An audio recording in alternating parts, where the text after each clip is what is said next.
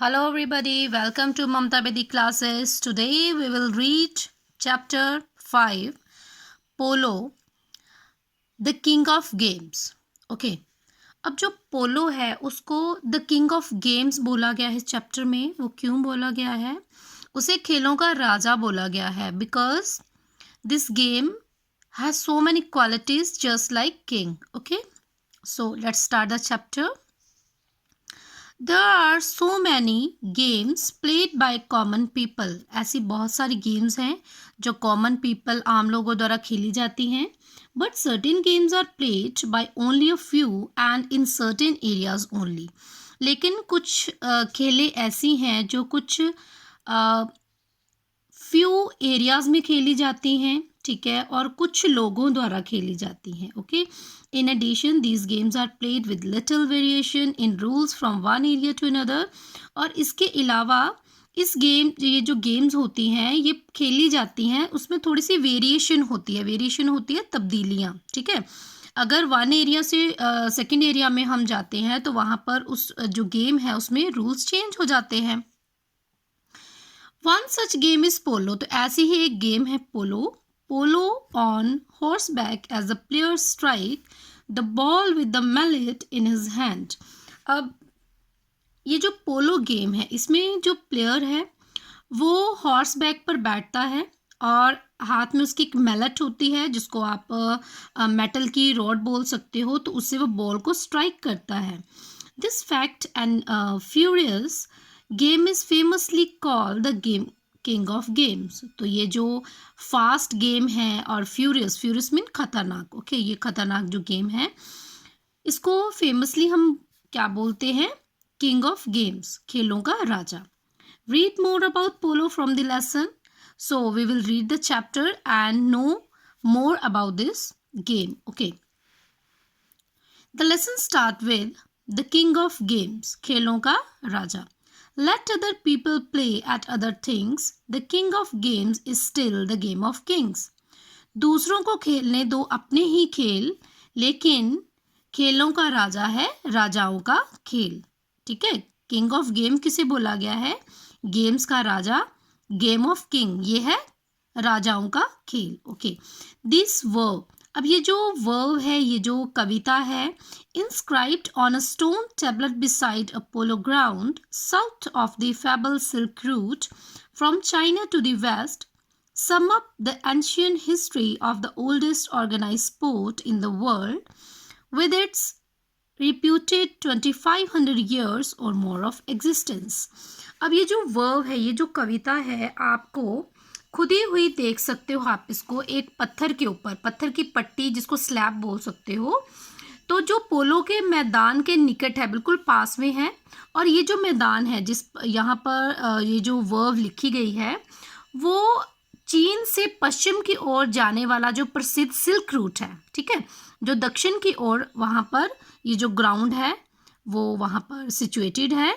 और ये जो वर्ब है ये इसके 2500 ईयर्स जो है और मोर देन उसकी एग्जिस्टेंस को रिप्रेजेंट करते हैं कि जो गेम है 2500 ईयर्स पहले ये खेली जाती थी. ओके, अब ये जो सिल्क रूट है, यहाँ पर एक वर्ड आता है सिल्क रूट, है ना. तो सिल्क रूट क्यों बोला गया है इसको? कि एंशियंट टाइम में यहाँ पर ये हिस्टोरिकल ट्रेड रूट था. ओके, और ये क्या था?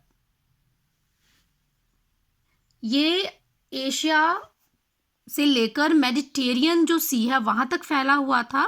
और जो सिल्क रोड इसको क्यों बोला जाता है? क्योंकि यहाँ पर हैवी सिल्क की ट्रेडिंग होती थी उस टाइम में.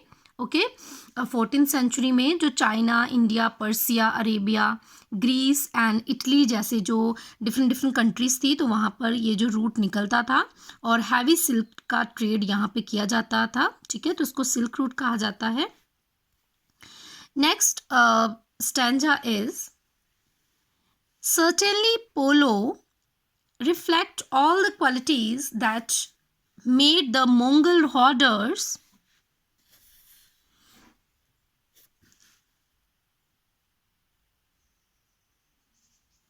निश्चित रूप से ये जो पोलो गेम है ये रिफ्लेक्ट करती है ऑल द क्वालिटीज़, वो सारे गुण जो मंगोल हॉर्डर्स थे, जो झुंड आते थे मंगोलों के। आपको पता होगा अगर आपने हिस्ट्री पढ़ी होगी, तो हमारे इंडिया पे बहुत सारे इन्वेडर्स ने यहाँ पे आक्रमण किया था, ठीक है, डिफरेंट डिफरेंट टाइम में।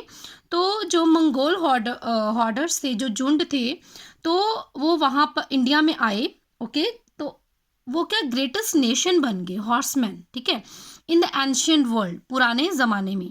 Great equestrian skill coupled with a clear eye and stout heart are the prerequisites of a polo player.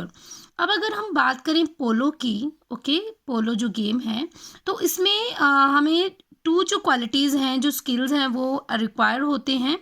एक तो हमारा क्लियर विजन होना चाहिए, बिल्कुल जो हमारा आई साइट है बिल्कुल ठीक होना चाहिए, और स्टाउट हार्ट होना चाहिए, मतलब दिल जो है वो काफ़ी मजबूत होना चाहिए, क्योंकि हॉर्स की जो स्पीड है वो काफ़ी होती है। तो ये सारे जो क्वालिटीज़ हैं वो जो पोलो प्लेयर हैं उसके लिए होनी चाहिए। And polo was born in central Asia, spent its childhood in Iran and attained maturity in the northern areas.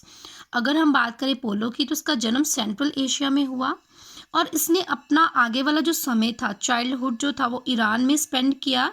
And then फिर ये इसने जो मेच्योरिटी अपनी हासिल की वो नॉर्दर्न एरियाज जो थे एशिया के, तो वहाँ पर इसने इसको अटेन किया। तो इस तरह से जो पोलो की गेम है वो एशिया के डिफरेंट डिफरेंट जो पार्ट्स थे वहाँ पर ये धीरे धीरे फैलता गया, ओके। जैसे जैसे यहाँ पर रूलर्स आते गए वैसे वैसे पोलो का जो था काफ़ी ज़्यादा एक्सटेंड हो गया। From the steppes of the Central Asia, the game eventually spread as far as Japan, China, Tibet and India. जो सेंट्रल एशिया के जो मैदान थे, ठीक है, जो घास के मैदान थे, तो वहाँ से शुरू होकर, ठीक है, तो ये जो गेम थी इवेंचुअली स्प्रेड होती गई, जैसे जापान, चाइना, तिब्बत, एंड फिर ये इंडिया में एंटर हुई। ओवर द एजेस, जैसे जैसे समय बीतता गया, द एरिस्टोक्रेटिक गेम, अब एरिस्टोक्रेटिक वर्ड जो है इसका मतलब होता है बिलोंग्स टू हाई लेवल, ठीक है, जैसे लोअर लेवल के लोग होते हैं, है ना, तो वैसे जो हाई स्टेटस के लोग होते हैं तो उनके लिए एरिस्टोक्रेटिक वर्ड यूज़ किया जाता है। इसका मतलब होता है कुलीन, उच्च वर्ग, ओके। तो जैसे जैसे समय बीतता गया, तो ये जो एरिस्टोक्रेटिक गेम थी, एक कुलीन वर्ग के लोगों की जो गेम थी, develop to promote equestrian and military skill, तो इसने धीरे धीरे एक जो मिलिट्री स्किल था वो भी डेवलप किया, and was rank next to battle itself, और बाद में फिर इसको रैंक मिल गया एक युद्ध का, okay. And as a ultimate test of the powers of prince and warriors, और जैसे जितने भी राजकुमार थे या जो फिर योद्धा थे, तो उनके लिए ये एक क्वालिटी बन गई, उनके लिए एक चीज़ स्किल बन गया कि जो पोलो खेल सकता है, ठीक है, तो वही जो है वो एक महान योद्धा कहलाएगा, या उसी को जो पावर मिलेगी। तो इस तरह से जो पोलो गेम थी वो धीरे धीरे इंडिया में एंटर होती गई। Patronized by kings and the horse cavalry, अब जो हॉर्स राइडर्स थे, जो घुड़सवार सेना थी, और जो राजा थे, उनका इस गेम को संरक्षण प्राप्त था, okay. And it was played by the likes of Darius, Changez Khan and Alexander the great. तो ये जो गेम थी, जैसे डेरियस है, चंगेज़ खान है, अलेक्जेंडर आपने नाम सुना होगा, तो उनके द्वारा ये गेम खेली जाती थी। In India, polo was widely played in medieval times, as is evidenced from the fact that Sultan Qutbuddin Aibak, who built the Qutub Minar, died of a fatal accident while playing polo in Lahore. और India में ये जो game थी वो widely played की जाती थी इन medieval time में। इसका एविडेंस हमें मिलता है इस फैक्ट से कि जो सुल्तान कुतुबुद्दीन ऐबक थे, आपने नाम सुना होगा, ठीक है, जो सुल्तान कुतुबुद्दीन ऐबक थे, जो गुलाम वंश से संबंधित थे, तो who build the Qutub Minar, जिन्होंने कुतुब मीनार बनाया, okay, you are familiar with Sultan Qutubuddin Aibak, तो उनकी जो डेथ हुई थी, तो वो फैटल एक्सीडेंट, एक बहुत ज़्यादा जो घातक दुर्घटना थी उसमें हुई थी, जबकि वो पोलो खेल रहे थे लाहौर में। तो उस टाइम पे पोलो खेलते वक्त उनकी डेथ हो गई थी। Under the Mughal, polo was national sport of Indian until the end of the 16th century, अगर हम बात करें मुगल वंश की, तो उस टाइम पे जब इंडिया पे मुगलों का शासन था तो पोलो जो थी वो नेशनल स्पोर्ट थी उस टाइम पे, और 16th सेंचुरी तक ये गेम इंडिया के नेशनल स्पोर्ट ही रही। And during the period, polo enjoyed the patronage of king and nobles and was widely played in the provinces of the empire and in the courts of the Rajput kings. Okay, अब इस period में जो पोलो ने काफ़ी ज़्यादा enjoy किया, it means कि उस टाइम पे ये गेम जो थी काफ़ी फेमस थी, एंड इसको संरक्षण प्राप्त था राजाओं का, नोबल्स जो थे, लोग थे, अच्छे लोग जो थे, एंड वॉज वाइडली प्लेड, और ये खेली जाती थी in the provinces of the empire, जो उस टाइम के महान शासक थे उनके प्रोविंसेस में खेली जाती थी, and in the courts of the Rajput Kings, और जो राजपूत राजा थे उनके दरबार में भी ये जो गेम जो थी वो खेली जाती थी। तो इस तरह से जो पोलो है वो काफ़ी ज़्यादा फेमस हो गई। ओके, मुगलों के साथ ये जो मंगोल राइडर्स जो थे उनके साथ ही एंटर किया था इसने इंडिया में, और बाद में जितने भी मुगल शासक थे उनके टाइम में भी इस गेम को काफ़ी ज़्यादा संरक्षण प्राप्त हुआ और ये गेम खेली जाती थी। जो इसका सेकंड चैप्टर है, इसका जो सेकंड पार्ट है इस जो चैप्टर का, वो हम नेक्स्ट वीडियो में डिस्कस करेंगे। Till then, bye bye, take care.